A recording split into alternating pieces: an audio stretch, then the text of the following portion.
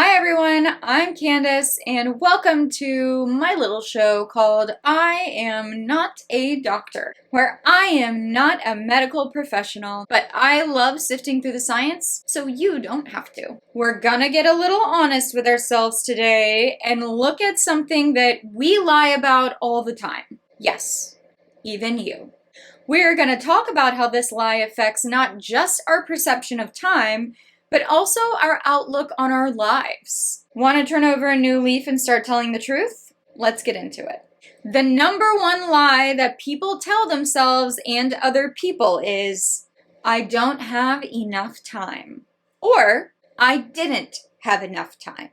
So I just want you to let that kind of sink in. How many times in your life have you said the phrase, I don't have enough time, or I didn't have enough time? This phrasing is coming from a place of lack in your life. You're telling others and telling yourself that you are somehow the victim of a time crime, that someone came by and stole the extra time away from you and somehow you just ended up with not enough of it. Studies have shown that the way we frame a situation with language can significantly affect how we perceive it. There's some really great work by psychologist Elizabeth Loftus, and her work demonstrates that language, even used in questioning, can actually alter people's memory of events. And this really proves that the words we use can shape our understanding of reality. Language can literally trick our brain into believing a set of reality parameters that don't even actually exist. So when you say things like, I didn't have enough time, I don't have enough time,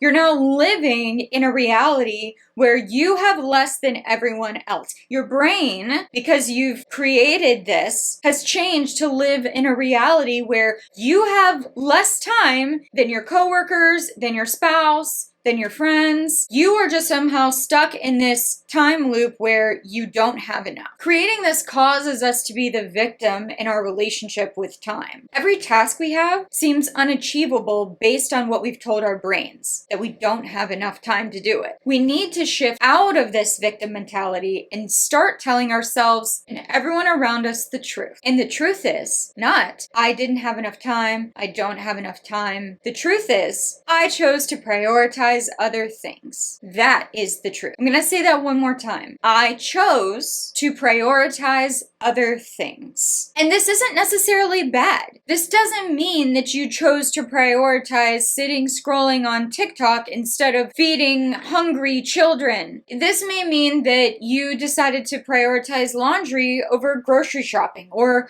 prioritize a phone call over sending a few emails, or you chose to prioritize one client over another one. But what this phrase does when we say, I chose to prioritize other things, is it takes back the power in our choices. And it ultimately shifts our brain out of the victim mentality and into one where we can choose what is most important to us at any given time. Psychologist Carol Dweck talks about a growth mindset versus a fixed mindset. And when you say, I didn't have enough time, you are in this fixed mindset where you believe that your situation is static and it can't change. It doesn't matter how great you are at your job or how badly you want it. You are stuck in this finite set of circumstances and nothing you can do can alter your reality. Whereas a growth mindset, on the other hand, believes that effort leads to mastery of a situation.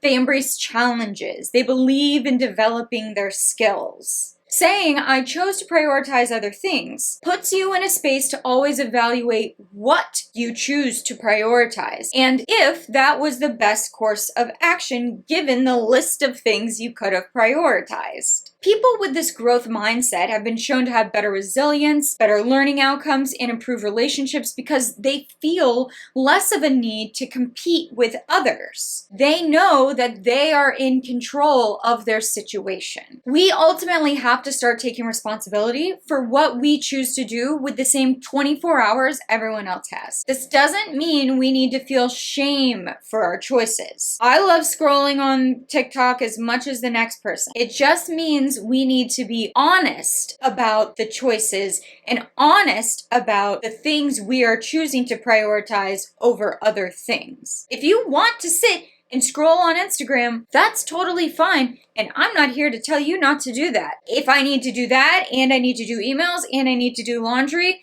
I can't say I didn't have enough time. I need to say I chose to prioritize something else, and that happened to be scrolling on Instagram. I want you to start implementing this and let me know how it affects you. Comment below if this feels like an empowering shift for you. Let me know if you start to reframe the lies that we tell ourselves around time and what this does for you on a day-to-day basis. Thank you for watching, and if you want more simple, straightforward wellness advice, please subscribe to my channel. Remember that you are in control of your health. It just might take changing everything you thought you knew to get to where you want to be.